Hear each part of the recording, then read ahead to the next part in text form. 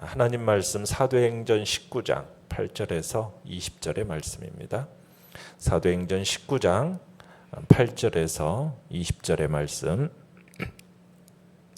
우리 한 목소리로 같이 읽도록 하겠습니다. 시작.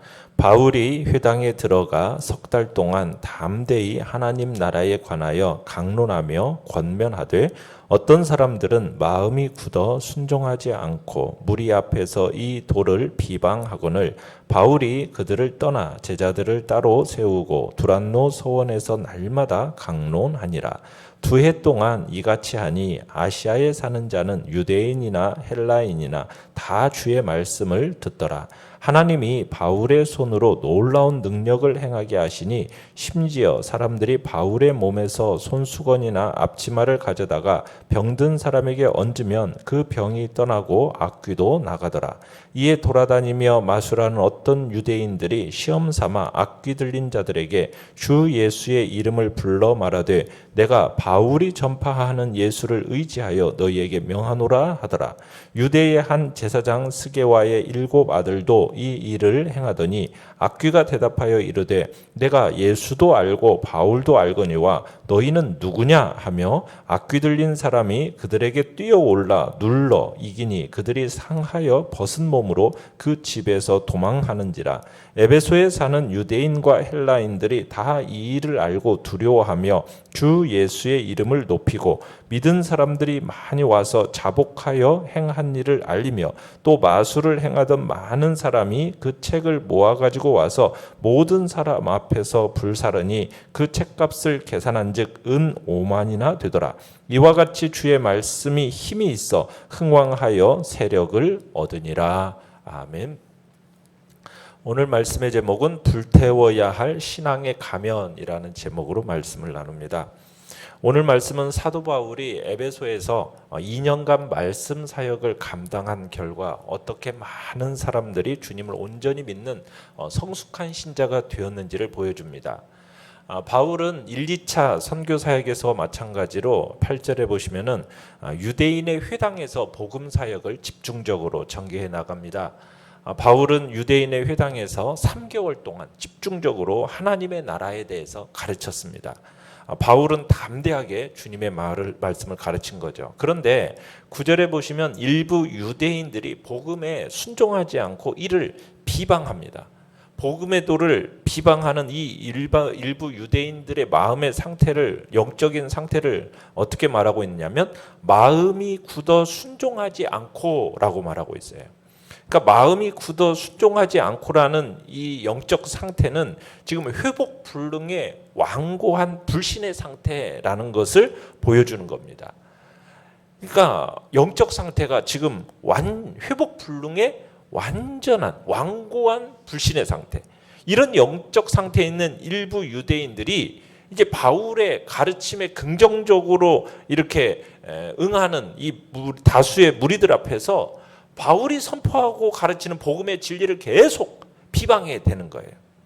자, 이런 상황 속에서 바울이 더 이상은 유대 회당에서 말씀 사역을 감당할 수가 없었던 겁니다. 그래서 그의 가르침의 결과로 주님을 믿게 된 제자들을 따로 데리고 나옵니다. 그래가지고 새로운 장소에서 계속 가르치게 되는데 그 장소가 9절에 보니까 어디입니까? 두란노 서원인 겁니다. 두란노 서원. 이 두란노 서원에서의 바울의 강의가 2년 동안 지속이 됩니다. 자, 내용 관찰 문제 1번을 보시면 바울이 에베소에서 2년간 복음을 전했을 때 어떤 능력들이 나타났습니까? 자, 두란노 서원에서 2년 동안 지속된 바울의 강의 결과 아시아에 사는 모든 사람들이 주님의 말씀을 듣게 되었다. 이렇게 10절에 이야기를 하고 있습니다. 유대인이든 헬라인이든 다 모든 사람들이 주의 말씀을 듣게 되었다는 거예요. 당시 에베소의 인구만도 약 25만 정도 육박했다고 그럽니다. 그런데 그 인근 지역의 인구를 합치면은 숫자가 굉장히 크게 상회하는 거죠. 얼마나 많은 이방인과 유대인들이 두란노 서원에서 하나님의 말씀을 들었는가를 보여주고 있는 겁니다. 그러니까 바울의 집중적인 말씀 사역에 그렇게 많은 아시아인들이 관심을 기울일 수 있었던 이유는 11절에 보시면 말씀의 능력이 병고침과 귀신 축출을 통해서 나타났기 때문입니다. 놀라운 기적의 역사가 직접적으로 바울의 손을 통해서 나타났을 뿐만 아니라 심지어는 간접적으로 그의 몸에 부착되어 있던 물건을 통해서도 나타난 겁니다. 바울의 손을 통해서 놀라운 능력의 역사가 일어난 결과로 사람들이 바울이 사용했던 손수건이나 아니면 앞치마를 병자들에게 갖다 대면은 병고침의 역사가 일어나고 귀신 축출의 역사가 일어났다라는 거예요. 내용 관찰 문제 2번입니다. 유대인 마술사들이 어떤 식으로 바울의 사역을 모방했으며 그 결과 어떻게 되었습니까? 자, 그런데 이런 놀라운 이 병고침과 귀신 축출의 역사가 일어나는 것을 유대인 마술사들이 보고서는 이제 13절에 보시면은 돌아다니면서 마술하는 어떤 유대인들이라고 이렇게 언급이 되고 있는데, 이 사람들은 이곳저곳 돌아다니면서 전문적으로 귀신을 축출하는 일을 행하는 사람들이었던 것입니다. 그러니까 이들 중에 구체적으로 언급된 사람이 누구냐? 에베소 사람들에게 잘 알려진 사람이 14절에 보면 유대의 한 제사장 스게와의 7 아들이 있었습니다. 그러니까 이 사람들은 원래 주술적인 방법, 그러니까 신들의 이름을 부르면서 귀신을 쫓아내는 의식을 행했던 거죠. 특히 유대인들은 여호와의 이름, 여호와 하나님의 이름을 사용하거나 모세의 이름, 솔로몬과 같은 그런 이름들을 주문으로 사용했던 거예요. 그러니까 이 유대인 귀신 축출자들이 한 가지 방법만 고집한 게 아니라 효과만 있다고 한다면 무슨 방법인지 마다하지 않았기 때문에 그 당시에 큰 능력과 기적을 나타내는 예수님의 이름을 이용하려고 했던 거죠. 이건 아주 자연스러운 일입니다. 그래서 이들이 자신들의 유익을 위해서 주 예수의 그 존귀하신 이름을 남용하려고 했던 겁니다. 자, 이들이 이제 유대인들이 지금 귀신을 쫓아내기 위해서 사용한 주문이 13절에 나와 있죠. 내가 바울의 전파하는 예수를 의지하여 너희에게 명하노라. 이렇게 이제 주문에 사용했다는 겁니다. 자, 이렇게 주문을 외우면 바울이 예수님의 이름으로 놀라운 역사를 행했던 것처럼 비슷하게 성공적인 귀신 축출의 결과가 있을 거라고 자신들은 확실히 믿고 그 일을 했던 거죠. 자, 그런데 사도들에게는 이와 같이 놀라운 역사를 가져왔던 동일한 예수님의 이름이 이들에게는 전혀 역사하지 않았습니다. 도리어 악귀가 15절에 보시면 스게와의 7 아들에게 뭐라고 얘기합니까? 내가 예수도 알고 바울도 알거니와 너희는 누구냐? 이렇게 답변하고 나선 겁니다. 그러더니 이 7 아들을, 스게와의 7 아들을 지금 갑작스럽게 덮친 거죠. 그 결과 그들은 오히려 귀신 들린 사람에게 깔려 심한 상처를 입고 벌거벗은 모습으로 그냥 겨우 도망쳐 나올 수밖에 없었어요. 악령의 이런 답변은 무슨 얘기입니까? 예수님과 바울은 인정하겠지만 너희들은 전혀 인정할 수 없다. 이 사실을 지금 명백하게 해주고 있는 겁니다. 자, 연구한 묵상 문제 3번입니다. 스게와의 7 아들이 귀신을 내쫓으려 했지만 실패한 이유는 무엇입니까? 자, 이들은 예수 그리스도께 대한 진정한 믿음을 갖지 않은 채 예수님의 이름으로 돈 벌 목적만 가지고 있었기 때문에 예수님의 이름을 이용해서 귀신을 쫓아내려고 했기 때문에 지금 이런 일이 벌어진 겁니다. 자신들의 유익을 위해서 주 예수의 그 존귀한 이름을 남용했기 때문에 나타난 현상인 거죠. 우리가 공간 복음에서 귀신들은 예수님 앞에서 떨었어요. 예수님의 말 한마디의 명령에 그 귀신 들렸던 자들에게서 귀신이 떠나가 했습니다. 사실 귀신들은 예수님이 아무 말씀을 하지 않아도요, 예수님이 누군지 훤히 다 알고 있었어요. 또 사도행전에서도 보면 귀신들은 예수님께 사로잡힌 받은 예수님께 사로잡힌 받은 이 바울을 잘 알고 있었습니다. 그렇기 때문에 바울이 예수님의 이름으로 사람에게서 나가라고 명령을 하거나 바울과 관련된 수건이나 앞치마를 병자의 몸에 딱 놓였을 때 바울을 인정하는 거예요. 그 사람에게서 떠나지 않을 수가 없었던 겁니다. 그렇지만 이 스게와의 7 아들들은 예수님의 사람도, 예수님께 사로잡힌 바울의 제자도 아니었어요. 그래서 귀신들은 이들을 결코 인정할 수가 없었고 무시했던 겁니다. 귀신 축출을 전문으로 하는 사람들이 지금 귀신을 출방하는데 실패했다라는 것은 굉장히 수치스러운 일이었어요. 도리어 막 귀신들에게 공격당해가지고 상처 입고 벌거벗은 모습으로 탈출했다라는 이 사실들은 이들에게 있어서 참으로 치명적인, 공개적인, 치욕적인 사건이 되었던 것입니다. 이 소식이 17절에 보시면 에베소에 거하는 모든 유대인들과 이방인들에게 알려져 가지고요, 주 예수의 이름이 높임을 받게 되었다라고 이야기하고 있어요. 바울에게서 2년 동안 주님의 말씀을 들었던 사람들이 이 스게와의 7 아들들이 당한 이 대수치의 사건을 접하게 되면서 이제 두려움이 이 사건에 대해 들은 모든 사람에게 임하게 됩니다. 이 두려움이라는 것은 하나님께 대한 경건과 존경을 나타내는 두려움을 이야기하는 겁니다. 그러니까 하나님은 이 사건을 통해서 주 예수의 이름을 모든 사람 앞에서 높이시게 된 거죠. 자, 하나님이 이렇게 주 예수의 이름을 높이실 때 많은 신자들과 불신자들 편에서 놀라운 변화가 일어나게 됩니다. 그게 18절 19절에서 나오는 얘기예요. 이미 예수님을 믿은 자들이 와서 자백하며 행한 일을 고했다라고 얘기하고 있어요. 여기서 행한 일이라는 것은 무엇일까요?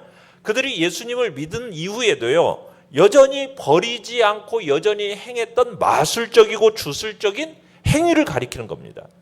겉으로는 예수님을 믿는다고 있었지만 그 삶은 아직 과거의 부끄러운 삶에서 벗어나지 못하고 여전히 반복적인 행하는 일이 있었다라는 거예요. 그러니까 이들 중에 아직도 많은 사람들이 고백하지 않고 숨겨왔던 그 죄악을 대대적으로 이제 처음 고백하면서 버리게 된 겁니다. 특별히 이 에베소 도시는 주술과 마술이 가득한 도시였어요. 그러다 보니까 이런 주술적인 관습이 그냥 습관처럼 자연스러운, 그냥 자연스럽게 행했던 겁니다. 오늘날도 그렇지 않습니까? 신앙자들이 신앙생활을 한다고 하면서도 적지 않게 사주를 본다든가 관상을 본다든가 어떤 점과 같은 미신적인 행위, 아니면 뭐 오늘의 운세 뭐 이런 것들을 보면서 이렇게 하는 일들이 종종 있는 것을 오늘 이 시대 속에서도 보는데, 이런 것에서 벗어나지 못하는 그런 삶을 살았었는데, 이제부터는 그것에 대해서 어떻게 했다고요? 주님 앞에 자복하고 고하면서 이제 더 이상 그 부분에 대해서는 이제 하나님 앞에서 온전한 회개 자리로 들어갔다라는 그 이야기를 하고 있는 겁니다. 19절에 등장하는 자들은 아직까지 주님을 믿지 않은 이 전문 주술인들에게 일어난 변화입니다. 많은 자들이 주술과 관련된 책들을 가지고 와가지고 모든 사람들 앞에서 불살라 버렸다라는 거예요. 그러니까 이 책들은 주술에 관한 비법, 주문을 담은 아주 귀중하고 비싼 책들이요, 부족들이었을 거예요. 그러니까 에베소에 사는 사람들은 이 주술을 아주 긍정적으로 생각을 했었습니다. 그렇기 때문에 이러한 책들을 아주 소중하게 생각했단 말입니다. 그런데 이 값비싸고 귀중한 이 주술책들을 어떻게 했다고 해요? 모든 사람들이 보는 앞에서 다 불태워버린 거예요. 이들의 책에 포함된 모든 내용들을 공개적으로 거부한 거죠. 이것들은 다 거짓된 것이다 라고 고백하는 행위였던 거죠. 이때 불살라 없어진 책들의 값을 모두 계산해 보니까 얼마였다고 얘기합니까? 은화로 5만 개에 상당했다고 얘기하고 있어요. 이것은 5만 일의 품삯에 해당되는 엄청난 액수입니다. 5만 명분의 하루 품삯이에요. 한 사람의 노동으로 환산한다면 한 푼도 쓰지 않고 1년 365일을 139년 동안 노동해야 얻을 수 있는 거액이 지금 은화 5만 양인 거예요. 자, 이러한 일을 가능하게 했던 게 바로 스게와의 7 아들들이 악귀에게서 공개적으로 망신당한 사건 때문이었습니다. 그러니까 하나님은 이 사건을 통해서 마술과 주술의 허구성을 폭로하신 거죠. 이러한 일에 종사하는 사람들로 하여금 죄악을 버리고 주님께 돌아오게 했던 겁니다. 그러자 20절에 보시면 이와 같이 주의 말씀이 힘이 있어 흥왕하여 세력을 얻으니라 하면서 이 본 사건에 대해서 요약을 하고 있어요. 이 논평은 지금 스게와의 7 아들들에 대한 사건으로 인해서 많은 사람들이 주님께 돌아오게 되었음을 염두에 두고 기록하고 있는 것입니다. 이와 같은 정말 큰 능력이 눈에 보이도록 나타난 것은 바로 뭐 때문이었다? 주님의 말씀 때문이었다라는 것을 힘써 강조하고 있습니다. 주님의 말씀이 능하게 흥왕하여서 이긴 사건, 이것이 귀신이 지금 7 아들을 이긴 사건을 전적으로 지금 대역전시킨 사건이라는 거죠. 그러니까 주님의 말씀은 바로 이런 엄청난 승리의 능력이 있는 거죠. 이 주님의 말씀의 이런 엄청난 승리 앞에 사탄과 그의 추종자의 세력들이 처참하게 지금 처참하고 쓰라린 패배를 경험할 수밖에 없었던 겁니다. 결국 엄청난 변화의 사건으로 인해서 이 에베소는 과거와는 전혀 새로운 기독교 문화를 싹 틔우기 시작하게 된 거죠.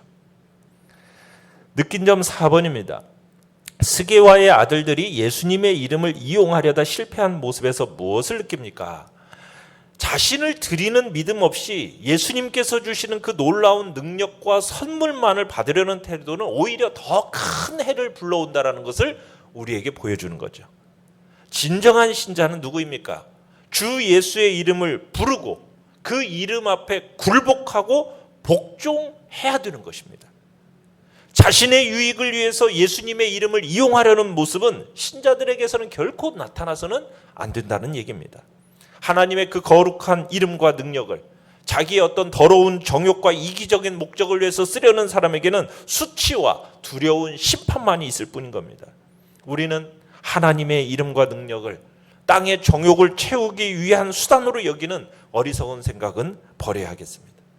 우리는 예수 그리스도의 그 이름 앞에 더욱 두려워하면서 그 은혜로 말미암아 주어진 은사를 귀한 목적을 위해서 사용하도록 해야 할 것입니다.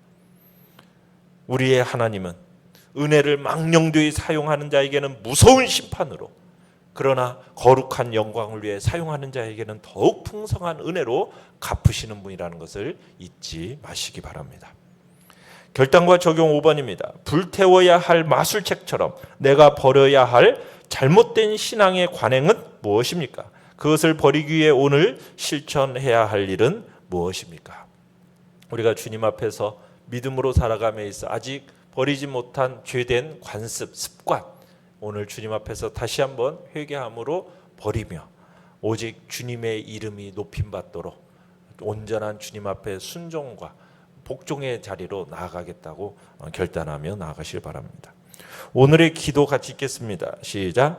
예수님께 대한 진정한 헌신 없이 신앙의 유익만을 구했던 태도와 삶을 회개하게 하소서. 아멘.